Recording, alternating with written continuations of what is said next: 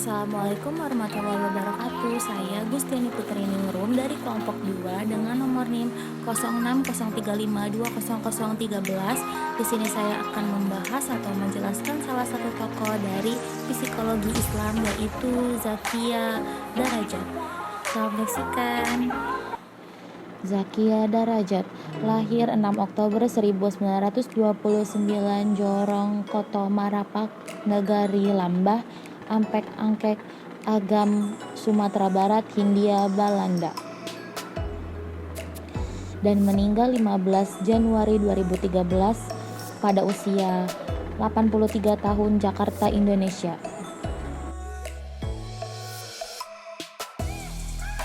Kehidupan awal. Zakia Darajat lahir pada 6 November 1929 di Jorong Kota Marapak. Ayahnya Haji Darajat Hussein aktif dalam pergerakan Muhammadiyah, sementara ibunya Rafiah adalah anggota Sarekat Islam.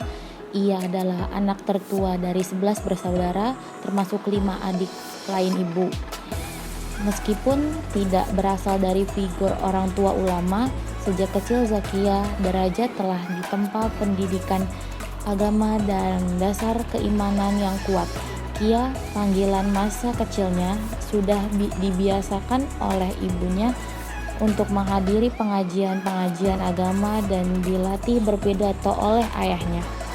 Pada usia 7 tahun, Zakia sudah mulai memasuki sekolah.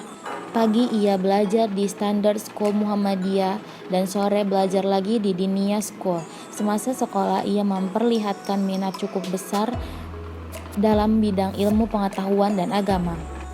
Saat masih duduk di bangku kelas 4 SD, ia berpidato pertama kali di hadapan guru dan kakak kelasnya. Ia mendapat tugas dari gurunya waktu itu untuk berpidato pada acara perpisahan sekolah. Setelah tamat pada 1941, Zakia masuk ke salah satu SMP di Padang Panjang sambil mengikuti sekolah agama di Kuliatul Mubalighat, kursus calon mubalik. Ilmu-ilmu yang diperolehnya dari Kuliatul Mubalighat kelak ikut mendorongnya untuk menjadi mubalik.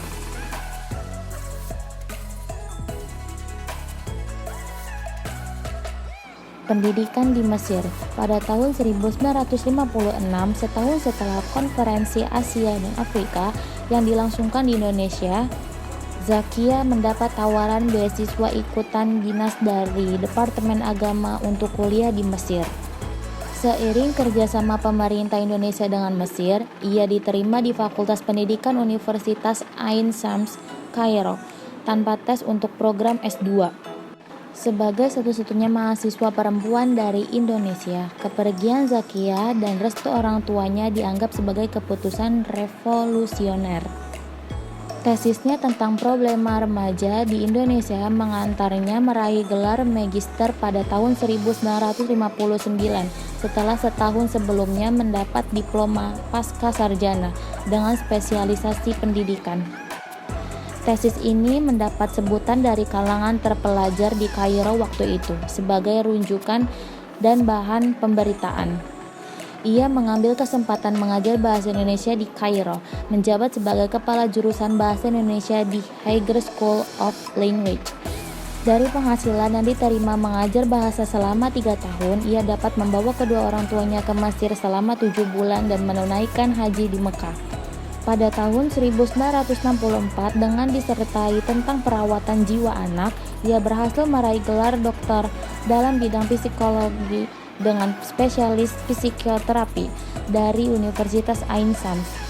Penelitian disertasinya mendapatkan penghargaan dari Presiden Gamal Abdul Nasir berupa medali ilmu pengetahuan yang diberikan pada upacara Hari Ilmu Pengetahuan Mesir 1965.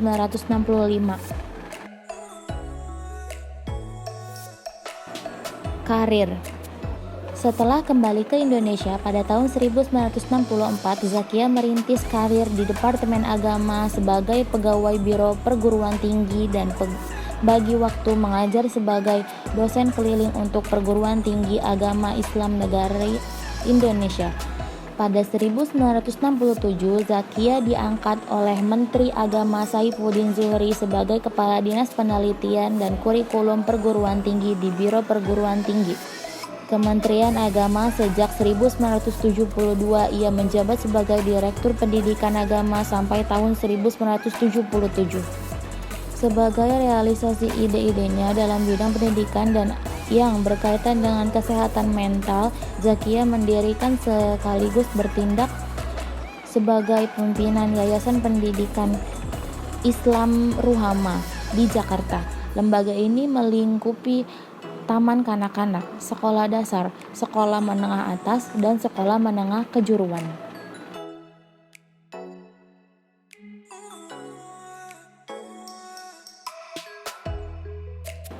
Psikolog. Zakia mulai membuka praktek konsultasi psikologi sewaktu bekerja di Departemen Agama. Mulainya, ia membuka praktek 2 kali dalam seminggu pada 1965. Dengan banyaknya klien, ia memutuskan membuka praktek di rumah di Wisma Sejahtera, Jalan Fatmawati, Cipete, Jakarta Selatan. Setiap hari kerja, ia rata-rata menerima 5 pasien. Ketika diwawancara oleh Republika pada tahun 1994, ia mengaku sering tidak menerima bayaran apa-apa. Kalau mereka memberi, saya terima. Menurut Zakia, gangguan kejiwaan yang ikut mempengaruhi kondisi fisik seseorang dapat ditelusuri melalui kajian psikologi dan penyembuhan dilakukan mengikuti ajaran Islam. Ilmu jiwa menurut Zakia sangat berfungsi untuk melakukan penelitian terhadap perilaku keagamaan pada seseorang dan selanjutnya dapat digunakan untuk mempelajari seberapa besar pengetahuan keyakinan keagamaan tersebut terhadap tingkah laku dan keadaan hidupnya. Melalui informasi dan data yang dikumpulkan tentang sikap hidup dan tidak laku sehari-hari serta kehidupan beragama seseorang pada masa lalu, ditambah dengan informasi terakhir yang menyebabkan seseorang menderita batin, Zakia mengolahnya ke dalam metode dan langkah penyembuhan. Zakia Derajat meninggal di Jakarta dalam usia 83 tahun pada 15 Januari 2013 sekitar pukul 9. Setelah disolatkan, jenazahnya dimakamkan di Kompleks UIN Ciputat pada hari yang sama. Menjelang akhir hayatnya, ia masih aktif mengajar, memberikan ceramah, dan membuka konsultasi psikologi.